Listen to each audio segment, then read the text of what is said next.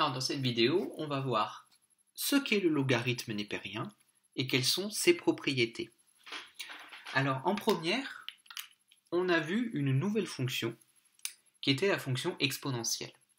Donc la fonction exponentielle, c'est une fonction dont le graphe est un petit peu comme ceci.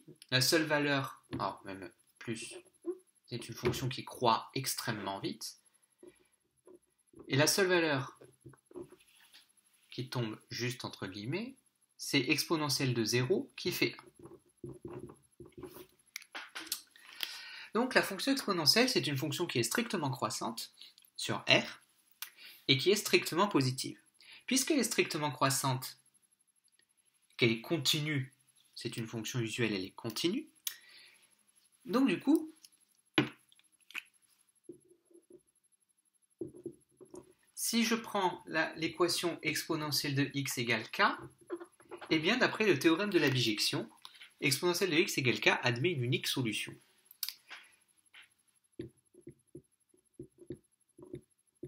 Donc ça c'est le théorème de la bijection qui nous le dit, dès l'instant que k, bien sûr, est strictement positif. Parce que si k est négatif, il n'y a pas de solution. Donc, exponentielle est continue, est strictement croissante. De plus, si k est strictement positif, k appartient à l'image de l'exponentielle. Donc le théorème de la bijection nous dit qu'exponentielle de x égale k admet une unique solution. Et cette solution, eh bien, on va la noter ln de k. On la note comme ceci. Ln pour logarithme népérien. Népérien, ça vient du mathématicien Népère qui a découvert des similitudes entre des progressions arithmétiques et des progressions géométriques, et de là il en a déduit ce qu'on appelle les calculs logarithmiques. Donc le ln, c'est ni plus ni moins que ce qu'on appelle la réciproque de la fonction exponentielle. Autrement dit, la propriété super importante du ln, c'est que exponentielle de x égale a, ça veut dire que x égale ln de a. Autrement dit, exponentielle de ln de x, c'est x. De même, ln de exponentielle x, c'est x aussi. Donc, un petit peu comme racine carrée et la fonction carrée sont réciproques l'une de l'autre, on dit toujours que la racine carrée et le carré, ça s'annule sur R+, eh bien, ln et l'exponentielle s'annulent également. Mais attention, jusqu'à présent, donc voici, ça c'est la définition du ln, mais j'ai jamais parlé de la fonction logarithme népérien. En l'occurrence, qu'est-ce qu'on a dit? On a dit que l'équation, je vais le refaire un petit peu mieux, voilà. L'équation exponentielle x égale k admet une unique solution dès l'instant que k est strictement positif. Autrement dit, le ln de k ne va exister que si k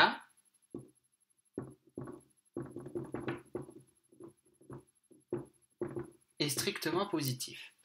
Donc la fonction logarithme népérien, c'est la fonction qui à x associe ln de x, et puisqu'on a vu que ln de x n'existait, ln de k n'existe que si k est strictement positif, et bien ln de x est défini sur 0 plus l'infini. Autrement dit, je ne peux calculer ln de x que si x est strictement positif. Ln de 0 n'existe pas, et ln d'un nombre négatif, ça n'existe pas non plus.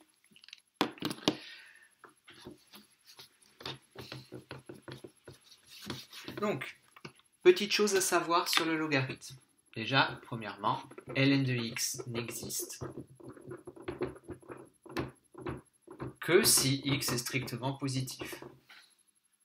Ensuite, si x est strictement positif, exponentielle et ln, exponentielle de ln de x, ça s'annule. Ln exponentielle x, ça s'annule aussi. Mais là, du coup, comme exponentielle x est strictement positif, j'ai le droit de prendre tout x réel ici. Autre propriété, comme sa cousine l'exponentielle, si j'ai deux nombres qui ont même ln, ces deux nombres sont égaux, dès l'instant que ces deux nombres sont strictement positifs. Voilà, Donc, ln de x n'existe que si x est strictement négatif et positif, pardon, je ne veux pas voir de ln d'un nombre négatif et je ne veux pas voir ln de 0 non plus.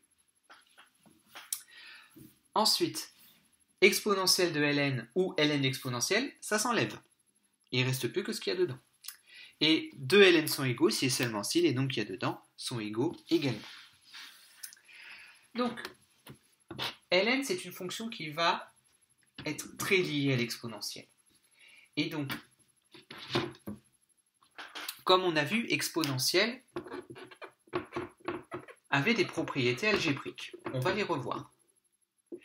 Mais puisque exponentielle en avait, le logarithme népérien en a aussi. Alors, ceux qui font de la physique ont probablement entendu parler d'un logarithme qui s'écrit non pas ln, mais log. C'est un autre logarithme qu'on appelle le logarithme décimal et qui en maths ne sert pas à grand-chose.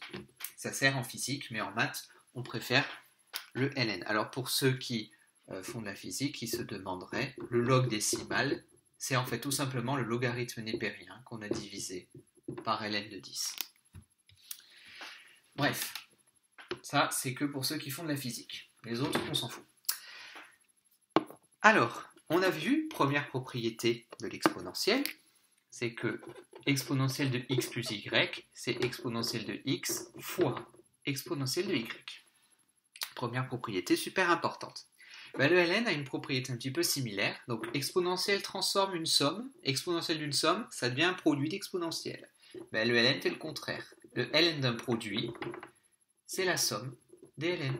ln de x fois y, c'est ln de x plus ln de y. Deuxième propriété qu'on avait vue sur l'exponentielle, c'est que 1 sur exponentielle x, ça fait exponentielle de moins x. Eh bien, ln de 1 sur x, c'est moins ln de x. Vous voyez que les propriétés se ressemblent. C'est pas tout à fait les mêmes, mais les propriétés se ressemblent. Ln de 1 sur x, ça devient moins ln de x. Qu'est-ce qu'on avait vu d'autre? On avait vu que exponentielle de x sur exponentielle de y, c'était égal à exponentielle de x moins y. Eh bien, ln de x sur y, c'est égal à ln de x moins ln de y.